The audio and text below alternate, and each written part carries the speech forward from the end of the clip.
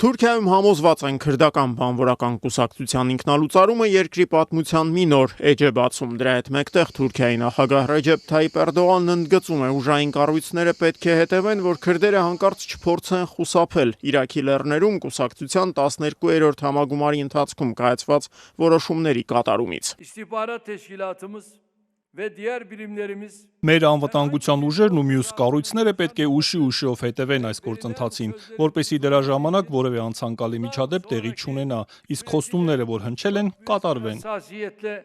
Թուրքիայի նախագահի խոսքով ի դեպ Անկարայում ակնկալում են, որ 1970-ականների վերջին ստեղծված եւ 1984-ից թուրքական պետության դեմ զինված պայքար մղող քրդական բանվորական կուսակցությունը չի սահմանափակվի միայն Թուրքիայի զինված ուժերի դեմ կռվող ջոկատների զինաթափմամբ։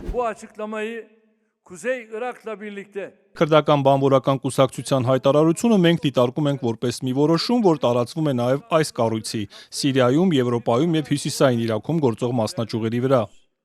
Այս հայտարարության գլխավոր հասցեատերը սիրիացի քրդերի զինված ստորաբաժանումների հրամանատար քրդական բանվորական կուսակցության երկարամյա անդամ Մազլում Աբդին երեք հրապարակված հայտարարության մեջ ողջունել էր կուսակցության ինքնալուծարման եւ զինաթափման մասին որոշումը։ Մենք վստահ ենք, որ ձեռնարկված այս նոր քայլը տարածաշրջանում խաղաղության կհանգեցնի եւ ճանապարհ կհարթի քաղաքական լուծումների համար, հայտարարել է Աբդին, խուսափելով սակայն ասել, արդյոք սիրիացի քրդերը եւս պատրաստ են զինաթափվել։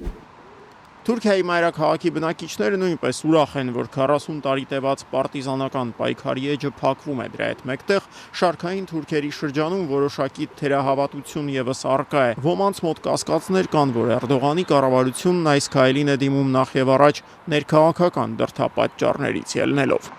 Հուսով եմ, որ այն բոլոր լուրերը, որ ես կարդում եմ ողջ օրվա ընթացքում, ի վերջո իրականություն կդառնան։ Մյուս կողմից ինձ թվում է, որ այս ամենի տակ այլ բան է թաքնված։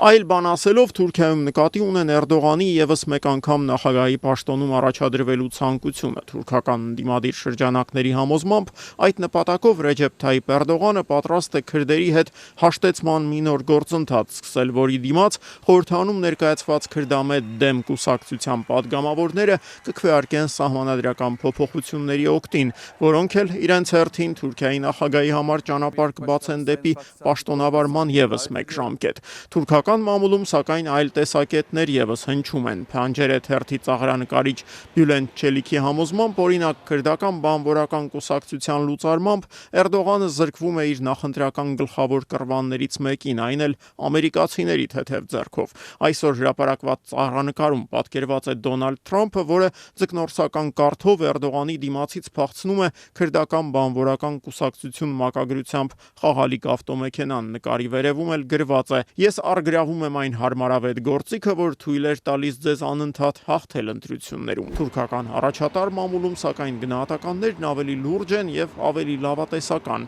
Խաղն ավարտված է։ Պատմական քայլ դեպի ահաբեկչությունից զուրկ Թուրքիա, գրել է Միլիետ պարբերականը։ Հյուրիեթի առաջին էջում էլ կարդում ենք. ահաբեկչության կեսդարյա էջը փակված է։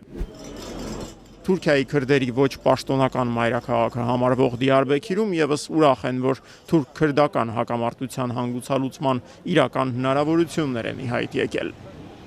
Aslında bugünün milli bir bayram olarak da ilan edilmesi